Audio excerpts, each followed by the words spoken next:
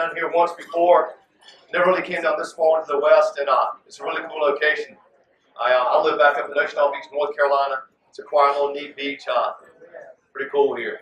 I'm Brandon Sauls, president and owner of Intercoastal Net Designs. We're a conversion-focused website development, internet marketing company. Like I said, we're located in Ocean Beach. It's just south of Wilmington, North Carolina, north of Myrtle Beach. So I mentioned a while ago the Wi-Fi password. You'll probably see that, the Wi-Fi and the password there, so you may want to jot that down.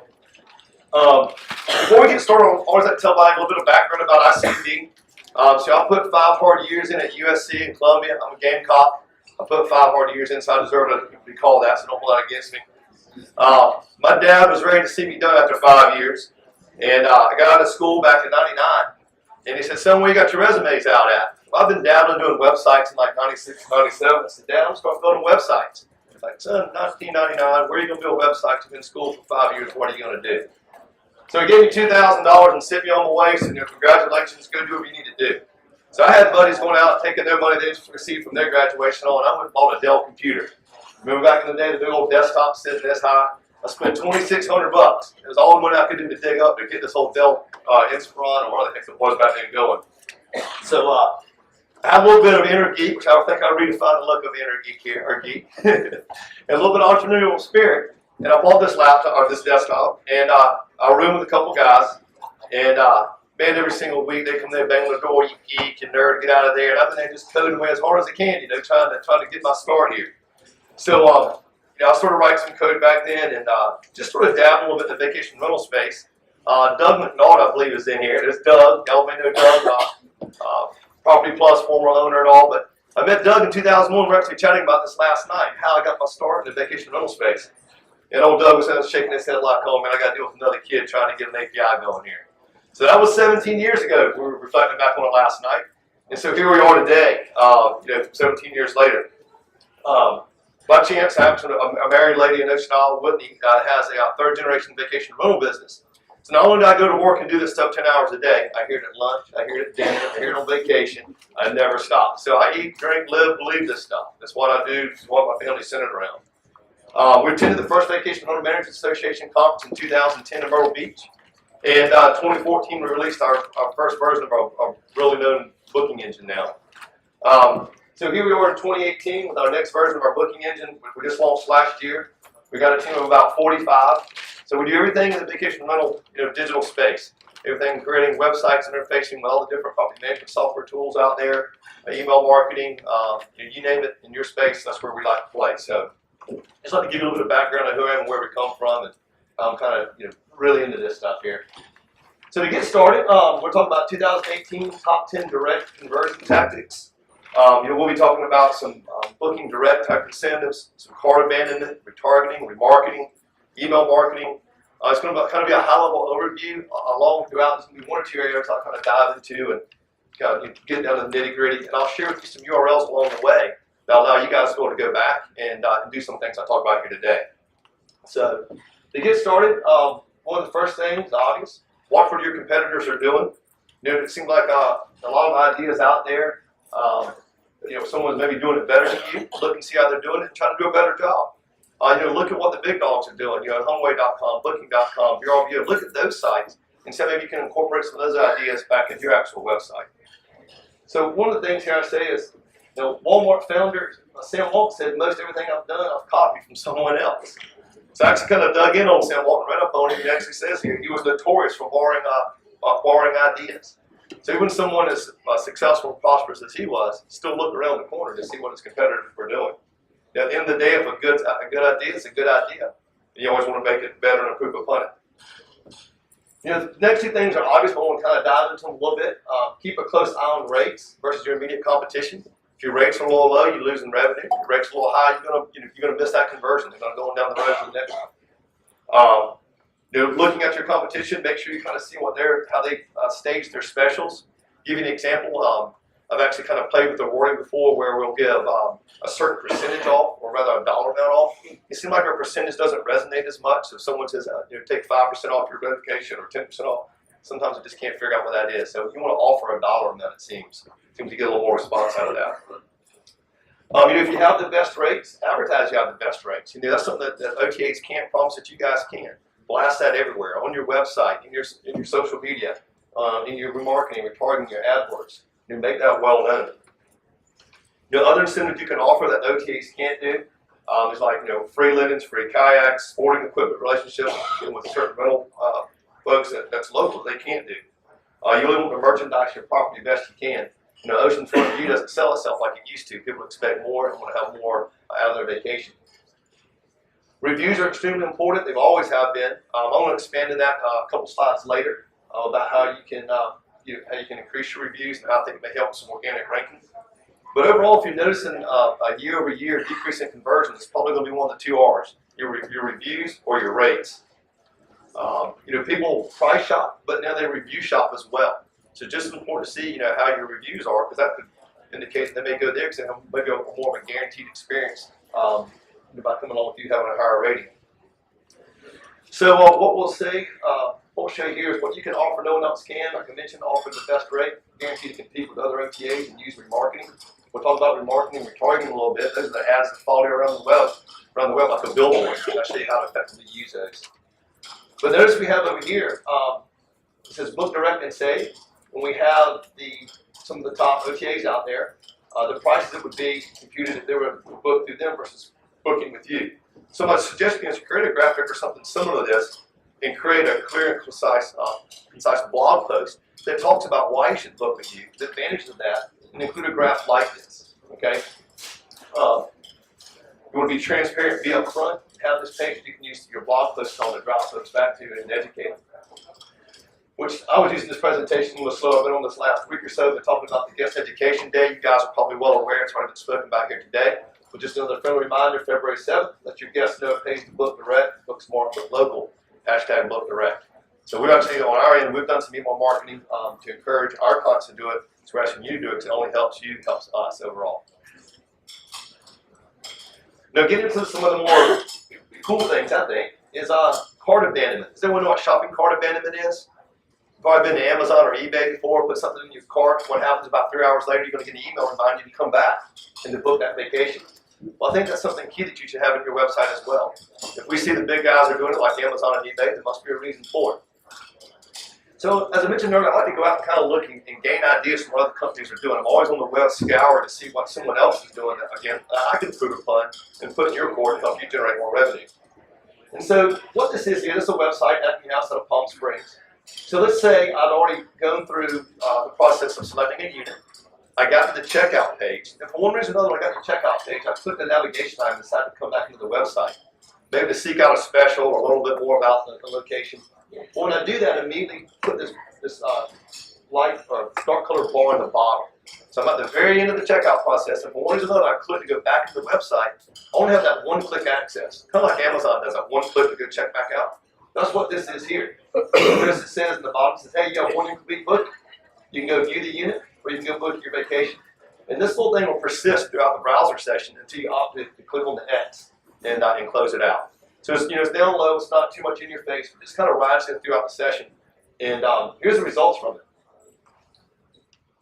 So if you notice, I have some numbers here, probably hard to read, but I've already recorded was a number of detailed page clicks was 196. Book now was 89, and actually confirmed bookings was 29. So over a 1 month period, that item that I showed you at the bottom popped up. 29 people clicked on it and actually went on and booked. And that resulted in about $27,000, $28,000 in revenue. Now, would that person want to come back and book anyway? Maybe, not sure. But again, there's a reason why these guys are doing it, and I think we should incorporate in your website as well. So that's about $28,000 contributed revenue from cart abandonment. Now, the next one I'm talking about is the true form of cart abandonment. So this is where you're actually on the checkout page. So I'm over here, I'm putting in my first name, my last name, my email. And for some reason, you abandon your cart. You get called to dinner, you leave your office, whatever it may be, you fail to complete that transaction. So what happens, about 3 hours later, we continue to monitor that, and we send an email if you did not check out. So if you didn't check out, it's going to be very personalized emails. We found personalized emails have a very high open rate. So right here, when you receive, it's going to have the branded name, Acme House, the subject line, of course. When you open it up, it actually has my name here. It says, hey, Brandon, we see you recently visited our website, you didn't book. And we included that actual unit that they abandoned. So they will have a real high connection with that here, and therefore you should see a high conversion rate. In this particular case for this client, we've seen great success again. Over the course of a month, you can see I get out to do some reporting through here. There's like 380 some odd times that came up and happened. But close to 7% of the people that clicked on that email came back, returned, and actually booked. So a lot of people clicked and looked around, but people actually came back and booked was close to 7%, equating to $91,000 in revenue. So from those two cart abandonment tools alone, that's 100 grand. Now again, I think you may have would have recouped some of that, but I think it's nice to put it back in their face and get that type of access, one click, and get them back through there. So think about that and consider putting that to your site. Let me know if you guys have any questions along the way. I'd be happy to answer them. So just give a hands up. I'll do the best I can. The next we're going to talk about is remarketing and RLSA list. Try to say that 3 times and go fast as a tongue twister. So what remarketing is? Remarketing, those are those ads that follow you around the web. You've all seen those before. If you go and maybe to shop for a car or something and you go to a news site, right-hand side, you see those ads track you throughout. So they follow you. They're like a billboard. They're perfect for brand recognition. They don't necessarily have a really high click-through rate. But that's a great time here to mention book direct and send them to that landing page. So remember earlier I showed you that little graph you should include about why you should book direct, that blog post. But it's a great time to do some remarketing and retargeting of these ads and maybe drive them back. So maybe your ad here was having a book direct, learn more, save, and actually drive them back to that page. And just a quick side note, we found only 10 to 20% of website visitors actually go to your specials page. So maybe this is a good opportunity as well with that billboard style ad that drives them back to the specials page. So here's what I'm going to dive in a little bit is RLSA ads. So that's remarketing list for search ads. Have you guys heard it before? This is within Google AdWords. So what we're talking about here, I'm only on those 2 bullet points, but the big point of the picture here is notice what I've highlighted is you can do some bid adjustment in pay-per-click. So this isn't anything brand new. I just like this an underutilized tool in this particular space because you think about it, people make 5, 6, 7, 10 time trips back and forth to your website as they actually make their decision on where they're going to stay. And let me tell you why this works or how this works so you can take advantage of it. So reading that top bullet point, it says you can adjust your pay-per-click bids to automatically increase for returning visitors. And how much do I want to adjust it by? Well, you can go ahead and say 130%, 10%, 40%. For one reason or another, my guys chose to choose those percentages and it worked for whatever the ads were put together. But what that does is this. Let's say somebody actually comes down and they Google Orange Beach vacation rentals and they make it to your website. Okay, that's good. You don't get any information out of them. They just went there, they browsed, they looked, they left. But since they've now gone to your website and they come back tomorrow and they perform a similar Google search or the same one, Orange Beach vacation rentals. Well, being that they're a return visitor, we can now say, hey, we know who this is. Let's take that pay-per-click ad. Let's say hypothetically that was performing in the 3rd position. And since kind of behind the scenes you've authorized Google AdWords to increase that budget of that ad to 96%, then automatically it would pop at the top. So it's kind of like saying, hey, you've seen my brand before, come back, click on my ad. I'm back at the top of the page. Don't forget, you've been here before.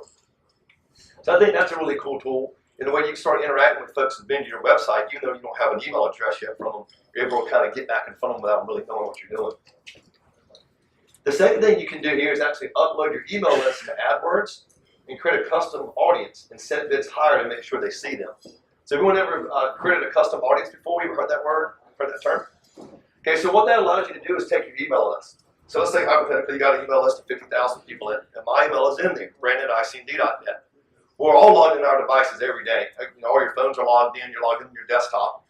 And so as long as my email address is in that uploaded list that we send into Google AdWords, and I can perform a search, it's going to recognize my email address in there. So if I'm in your database, and you have no connection on my computer here, and I Google, and it says, oh, hey, that's brandon@icnd.net. He's in my database. Well, hey, let's go do some bid adjustment. Let's throw my ad up number 1 because he knows me, knows my brand. Let's get back in front of him. Does that make sense? This is pretty cool stuff right here. Like I said, it's been underutilized. It's been around for a while, but just kind of go key on those bid adjustments for those 2 types of scenarios there. Number 4, actually use your own website. You go in and test it. Play on your desktop. Get on your mobile. Get on your husband or wife's phone. Get on their Droid.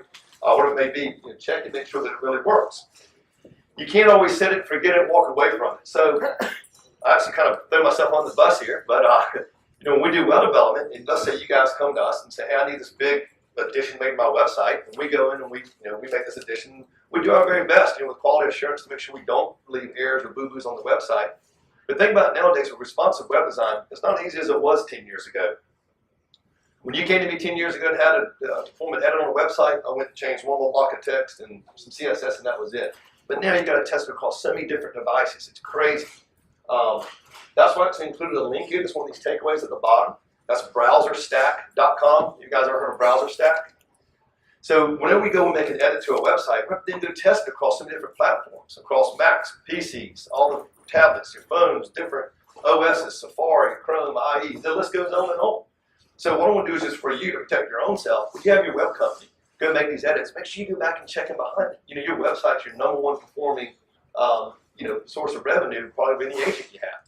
So it's very important you go by and test behind your guys and make sure it's doing what it should do. Now, what the BrowserStack will like to do is a subscription, but you can go in there. I can't remember what it costs exactly, but you can actually say, hey, bring up Windows IE 11, bring up Mac, Safari, so and so. You can go back and forth with different configurations and review your website. So think about that. Don't set it, forget it, because things can break. And make sure it's fine-tuned. So here we're talking about two terms that Google somewhat coined here, mobile first and micro moments. So those are kind of Google terms. We'll talk about them here. So mobile first is where it's at. So what Google now is doing is they're looking at the content on your website, and of course that's a major part of how they're ranking you in the algorithm and all. But they actually look and see how your site performs in the mobile environment. You want to make sure your website is top-notch on mobile, and that's what they're looking at as a ranking factor as well nowadays. So make sure you have a mobile site that's responsive and test it like I just mentioned a while ago. Because here's what happens. A lot of the searches begin on mobile devices nowadays. And so those are where micro moments start. That's another term. So what a micro moment is, you guys ever heard of micro moments? So what that is let's say we're sitting here right now at lunch. And I'm thinking about where do I want to go vacation this summer. And I'm sitting here, I'm talking to one of my friends, like, I want to go vacation in Orange Beach. That's like a micro moment right there. I said, okay, that's where it's just starting. That whole quest, the whole planning, starting from that one point right there. Well, that micro moment is probably going to start being searched on the mobile device. I'm sitting there eating lunch at the table and say, well, let's go to Orange Beach vacation homes, for example. And then right then and there, hopefully you're ranking well because you've got a good content, good website, and you've done your mobile first homework and make sure your website's performing well. Well, then you're going to be hopefully at the top of the search engines. And then what happens? You can go back and start doing some remarketing and retargeting, like I told you while I'm going to do some bid adjustments. So when I get home on my desktop and I really start to engage in looking into this vacation, then I'm going to start those ads up a little higher. So see, it all kind of comes full circle here. You want to capture them as a lead rather than trying to get them to make a reservation on the mobile device. There's a lot of traffic on the mobile device, but it doesn't always lead to a booking. We all know an optimal conversion is an online booking. Next would be to get an email address. And third, just get them to your website so you can start doing some of that RSLA stuff I was mentioning a while ago. Okay, one of the next things, obviously having a user-friendly website, that's obviously key, and having lots of capture points throughout the website. So think about it real quick in your mind, how many email capture points do you have on your website? Probably got a contact form, property detail page contact form, maybe one or two more. I like to make sure the websites that we're behind have anywhere between 8 and 12 contact points. Point being is if I'm going to spend money to have someone on my website, I want to have them sign up for specials or newsletters or bidding on a property that maybe is underperforming or something. But have as many contact points as you possibly can. I'm going to mention one is like an email pop-up button right there. So nobody boo and hiss at me. We all hate pop-ups, right? Yeah, they stink. I don't like them either. But sitting in your seat over there, you're going to like them after I tell you these numbers, and you need to do it. I think if you do it right, it'll pay huge dividends for you. So what this is, let's say after your second property detail page view. So I'll come onto your website. I'm engaging with different pages and content. I go to view one property detail page. This pop-up has not come up yet. I don't want to annoy you when you first land on the website. It's not good to do. Google doesn't like it. I'm going to wait until I get 3, 4, 5 pages into it. I'm going to do this promo code. Now this is a real world example. We actually had 5% received 5% off on that promo code right there. And it didn't work at all. People could not figure out what 5% was. So we simply changed it to a $25 promo code, and this thing lit up. So this was back in 2016, year before last. When we first implemented that, it generated $550,000 in revenue and 5,600 email addresses in one, about 4-month, 5-month period.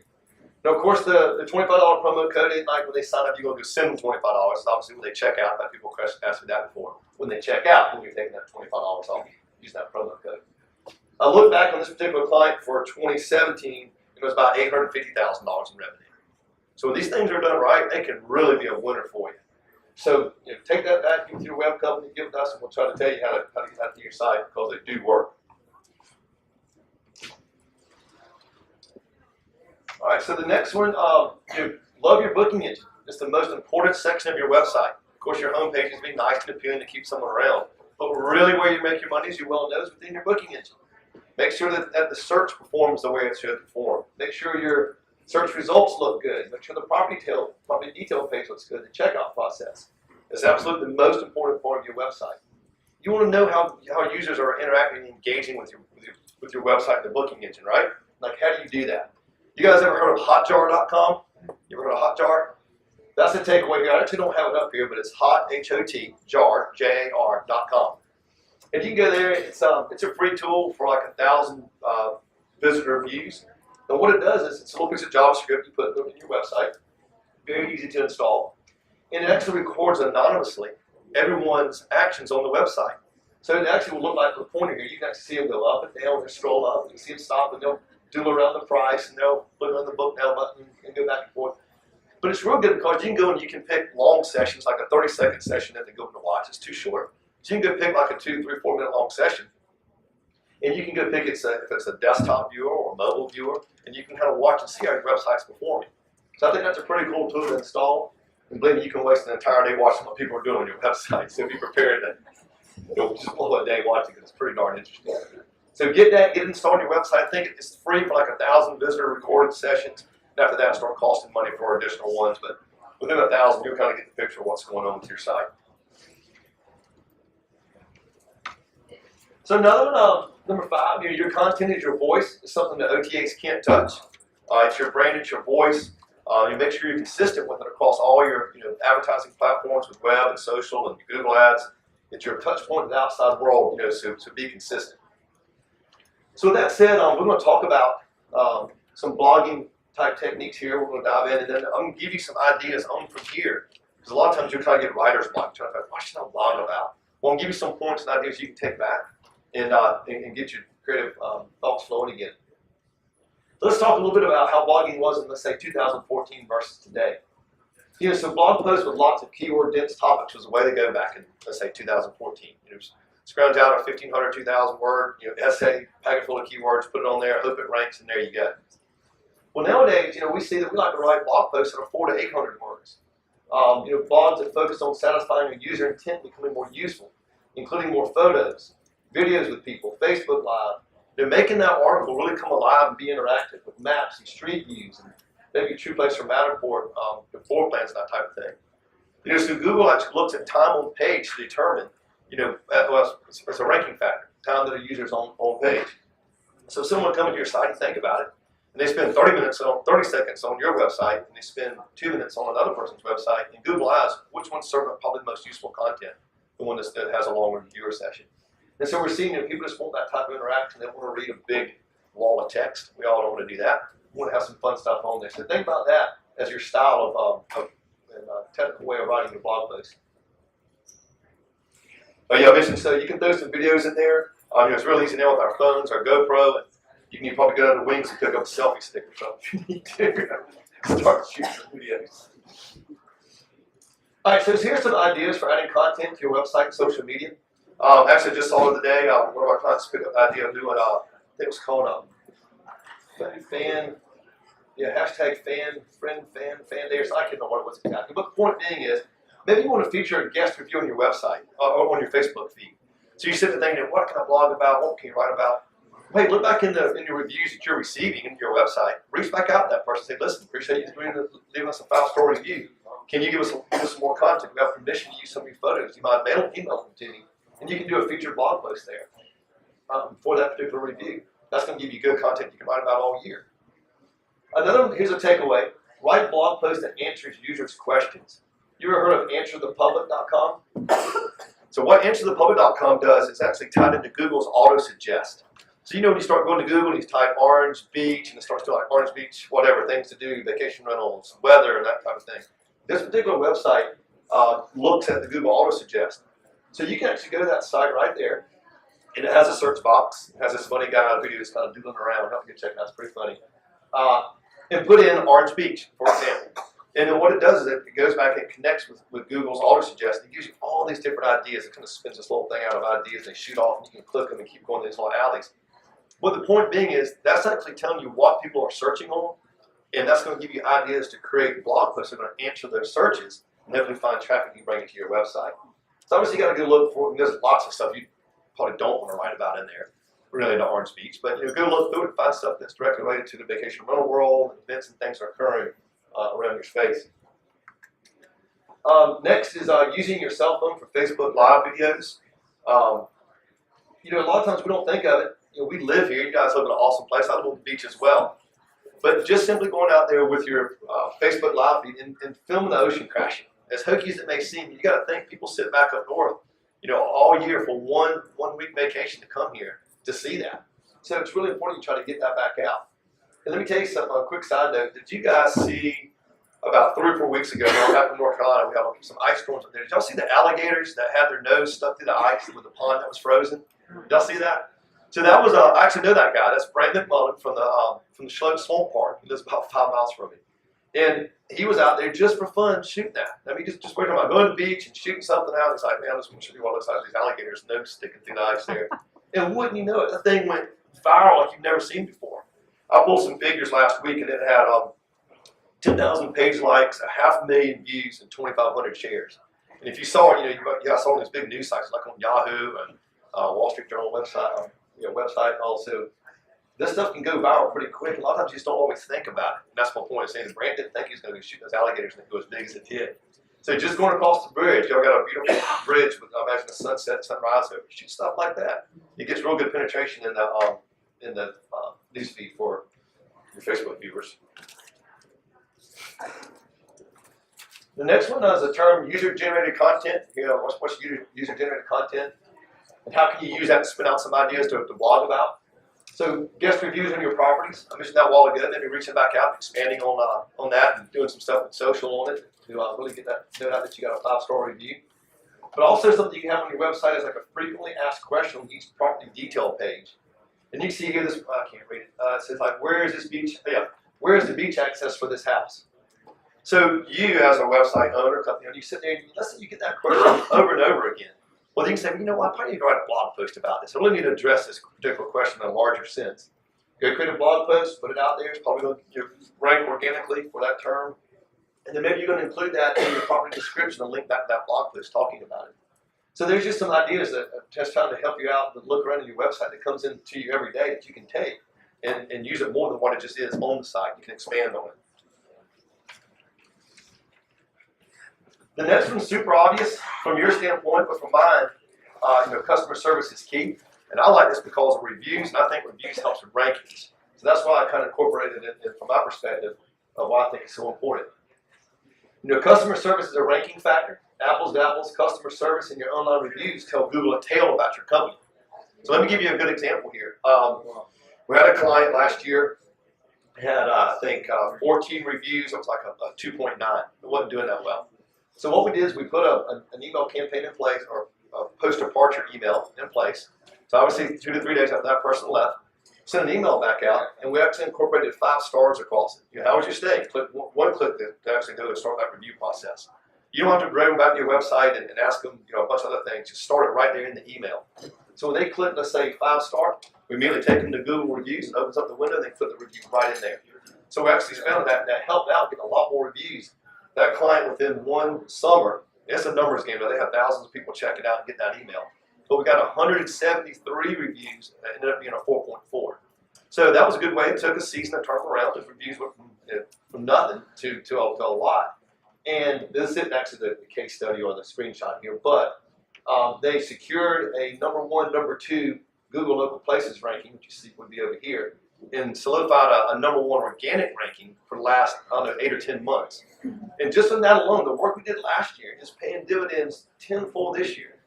Their online revenue's up 30%. organic stuff. I mean, it has really been a solid effort of what we did there. So that's what I was mentioning earlier. Reviews are so important, not only just from appealing to the guest, but actually appealing to the search engine as well. So diving in a little bit more here, first impressions are key to success. Facebook and Google reviews. So if I look over here, again, this is Google Local Places. It comes up in your search. And I look over here, remember I said people are review shopping, right? Well, I'm looking over here, and I don't see any pretty little stars there, so I'm probably going to click there offhand. I see two groupings of stars here, and I don't know, one's a 4 and one's a 3 or something. I'm probably going to click the middle one because it's a 4.1. I think it'll give me better customer service. I'm probably going to start there. Their rates are better. I'm probably going to book my vacation through here. So it's a more trusted source of reviews on Google than on your website, because we all know, well, if a review is really bad, we may tend to pull it down. But on Google, you can't do that. So take those reviews serious, respond to them, put a campaign in place to get them coming in. So I'm telling you, I really feel like it's going to help your rankings. That's just kind of my opinion of what I've observed. So just talk a little bit about social stats on customer service. I'll just read 3 of them off here. They're kind of interesting. This stuff here says 33% would rather contact a company through social media than by telephone. So make sure you have someone on staff that is authorized and prepared and ready to respond to the way that you want to be taken care of. Be quick about it. Because the next thing it says here is 71% of online, online customers expect to receive assistance within 5 minutes of reaching out to a company. So you got 5 minutes to get back in touch with these people before they start kind of thinking, all right, you're not taking care of me. And the last point I want to read is here. 71% of customers have a positive experience via social media, are likely to recommend that company. And there comes that referral, there comes that review, and that's what you want. So be prepared, be ready to respond to these guys when they come in with a request through social. Okay, so the next one, collecting user search data. Most of you can probably tell me what search terms are being used on Google to locate your website. But how many of you can actually say what type of search is going on within your website? Kind of like inside search analytics. What is being searched in your site? So I'm actually going to cover 2 areas right here. Most popular search terms. So you may go to some websites, like in the top corner, they'll say like site search. This is a general site search. You can plug in anything you want to in the actual website itself. And then it'll spit out the results. It's going to search your content page. It's going to search your property detail page most likely. And for this particular client, we actually log all those searches. And we see that someone's searching for chalet and different property names and so on. But I see that they're searching for restaurants numerous times over and over. Content idea. So all of a sudden, if you go and you use that search and you say you plug in restaurants, you get no results back from within your website, then maybe you need a little bell. They'll say, I need to go build out a concierge portion of my website. Maybe I need to go write about restaurants and things to do and attractions and all. And you'll be able to monitor that and give your marketing team some good ideas to go back and write about. So think about actually logging and tracking what people are searching within your website. Then the next one I think is even more important, and can end up being a moneymaker for you, is actually knowing the most popular amenities and bedrooms and drill down to see what people are actually searching on when they're searching for inventory on your website. And it's outside the site search, we're actually searching inventory now. So if I look here, I see that 450 times in a month someone searched condos, 1,600 times people search pet friendly. So you want to make sure, upon your drop-down navigation where it says vacation rentals, you want to have a quick link to view condos that are available for rent, view pet friendlies that are available for rent, and then get a little creative. And start putting that together, pet-friendly condos for rent, and so on. So this is actually giving you ideas and knowing what people are searching on and how you can even, let's say you come to the homepage of your website, you may have popular searches. And those just aren't popular searches you made up off the top of your head because you know your market is probably true. This is factual data that tells you what the most popular searches are. It goes back to that one-click style access to get people to what they want. Now, the reason I tell you this is a moneymaker is think about this. So follow me here. Let's say you have a condoplex. It has 50 units in it, and by chance, you represent 1 unit in there, right? So if someone actually goes to your website and they search for that particular unit or condoplex 200 times, 500 times in a month, you only got 1 unit where you're stuck because you only have 1 unit, 4 weeks, that's all you can book, 30 days. Well, that's a great marketing tool to be able to go back to those owners, those other 49 owners in that condoplex, say, listen, my website's getting a ton of traffic, and very specifically, I'm getting people searching on this particular condoplex. I guarantee you, if I represent your units, I can get them booked quicker and more today. So it's almost like a new unit acquisition tool. So think about that, incorporate it, mine that data, and do something with it. Let's see, the next, investing in pay-per-click. So sometimes vacation rental managers are a little apprehensive about investing in pay-per-click. You know, if it's not tracking, you don't know if it's working. You can spend a lot of money. You can waste a fortune of money in pay-per-click. You got broad match, you got exact match, you got negative keywords, and that goes on and on. I don't know, I got people smarter than me that do it. So, great example here. This is one of my team actually took over a pay-per-click account that's being mismanaged. And you see here that the blue is the cost and the orange is the clicks. And by the time we took it over, you see it flip-flop. They were grossly mismanaged, wasting a bunch of money, and it was done right, and it's doing really well. So, make sure that you are well trained if you're going to do it yourself, or leave it to the experts, the guys who do it daily, because it can be a very valuable tool for you. In this particular sense here of being valuable, it's the third most contributing type of search in your website for transactions generated. So you see your pay-per-click accounted for about 15% of the transactions. So it's an easy way to gain direct traffic and bookings, and don't be scared to pay. The return on investment will be there if you have a quality product. Some people kind of shy away from it, but I was actually reading the number the other day. There's something like 60 or 80% of people don't even know they click in the Google ad. That's an ad word. They don't even know it's an ad word up there. But I think it's important that you incorporate that into your marketing campaigns for sure. Quick question for Bing. Any of you do Bing AdWords? Do Bing? Don't leave Bing out. Bing is the prime winner demographic for many companies. It has a very high conversion rate, but has a small impression share. So I'll give you an example here. As I can see these numbers. This is Google Organic, just a hair over 1%. This is Google pay-per-click, just under 1%. You got Bing Organic, way over 2%, and Bing cost per click pay-per-click is just under 2. So if you average it out, Bing performs twice the amount of conversions than Google does, but it just doesn't have the traffic. So there's some markets where I wouldn't suggest putting money in Bing, like there's a client we have. Some markets doesn't work. I suggest you test it. I think you may be surprised at how much, what the conversions could be from it. You don't have to spend a lot of money. One of the things I contribute, I always say is, my mom goes to Best Buy, buys a laptop. What's on it by default? Windows, Internet Explorer. Internet Explorer defaults to Bing. So there's my mom, that older demographic in there, searching on Bing. So I had to go down on Bing her, get her on Chrome and Google and get her back for a year, right? So it's like, Mom, you're one skewing these numbers over here. So for social, be social, be real. Just use for not driving direct bookings, but for interactions, touch points, and brand building. Social media is for social interaction. We all have busy lives. We're not really going to Facebook to book a vacation. But hey, that's where one of those micro moments may occur, right? If you have an ad there that's running, and you see that ad, and that's when you go back an hour later, you have that lunch with your spouse, whatever. Oh, hey, saw that ad. That's where that can happen. So make sure you're doing a good job there. Promoting your experience. Become a vacation rental experience company, not just a vacation rental company. People want 4 days. And remember, doing your posting, always remember to do the 80-20 rule. 80% fun, 20% business. But, hot off the press, breaking Facebook news. On January 11th, I don't know if you guys heard this or not, Zuckerberg announced that Facebook will be changing its newsfeed algorithm to prioritize content from friends, family, and groups. So what does that mean? That means that your brand page, ads are not going to show up in my newsfeed. Anything you post on my brand page won't show up anymore. So it goes on to say, as we roll this out, Zuckerberg wrote, you'll see less public content, like posts from business, brands, and media, than the public content you see will be held to the same standard. It should encourage meaningful interactions between people. So what do you have to do now? You got to pay to play. That's almost the bottom line. Years ago, Facebook made an announcement how they were going to take those brand pages and weed them on down, where it's going to be less showing up into your newsfeed, and this is almost a stake that does it.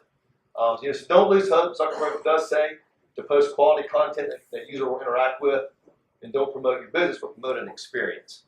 So you're going to see less and less of that. Remember, I mentioned doing Facebook Live videos, because they have about 6 more times interaction than just a regular video does. That's going to be a better way to help try to penetrate in that person's newsfeed. You have to do the old boost your post. You have to pay to play. One of the next ones we're going to touch on is put some love into your email marketing. Email is a great return for low cost. It's not an exact order here, but it's it produces about 0.3% of the reservations is right in line with the rest of them here. And it just doesn't have the volume, but it has good return there. How many should you send out per month? A lot of times I'll just say, as long as you got good compelling content to send out, maybe one or two. We're kind of a one kind of deal unless you really have something hot we want to promote. Be the authority, be the go-to whenever you're sending out your email marketing campaigns. You got to do it right. Branding and brand recognition is very important. It's pretty obvious to have your logo and all up here. But these links, remember earlier I kind of all ties back together where people are searching and you can actually mine out what the most popular searches are. Well, I probably want to incorporate those into my email. Nice call to actions, view deals, other color here, view specials and all. Include some photos of properties that may have specials you want to promote. And then include some information about things to do in your area. Like I said, you want to become the authority, become the topic on the ones that people seek out to know what's going on. It's best supplemental booking source to run out your marketing plan. Let's see. The next one. Yeah, so personalization. This is probably our last slide here. So one thing I failed to tell you earlier, remember back when I was showing you where we were recording those search terms. So whenever someone comes on the website, I don't know who you are yet. I know your computer because we set a cookie on it. But then we actually kind of start recording what you're searching on. And the moment I get an email address from you, I can then bind that information back to your profile. So the moment I go in and I fill out, sign up for news or deals on your website, I can think about, well, Brandon searched on these 15 other things before and bit of these other pages within my site. So if you can make an email that's personalized that says, hey, Brandon, come back and click on your last search, your pet-friendly condo search or something. That shows me, wow, this website's really cool. It's tech savvy, and they actually give me a link to go right back where I just was. And it has a much higher conversion rate with personalized style emails. A mission being knowledgeable about your area. Don't just sell the product, sell the experience. And mobile first design. If you do email marketing, you want to make sure that email renders out great on all devices, on your phone, on the Android. So the takeaway here is litmus.com, litmus.com. And what that'll allow you to do is you go to this a paid-for subscription as well. It's not too expensive. But you can actually take the HTML that's being generated or rendered out and put in your email program, pop it in there, and it's going to show you what your email is going to look like across all the different devices. So again, you don't want to send out an email that looks really crummy, really horrible. One last thing I failed to mention, of course you guys know this, you've probably been bit by this before, is segment your emails. You definitely don't want to send an email out promoting a special for those who booked a week or two earlier. Make your phone ring off the hook. Everybody's going to want that special. So put that in mind. Be sure to go, run your reports to pull out those who booked, pull them back out of that email address or that email campaign before you send it out. So with that said, that is the end of our presentation. If you guys got any questions, let me know. We're just across the way, IC&D, so come by and see us. And certainly appreciate you guys' time. Thank you very much.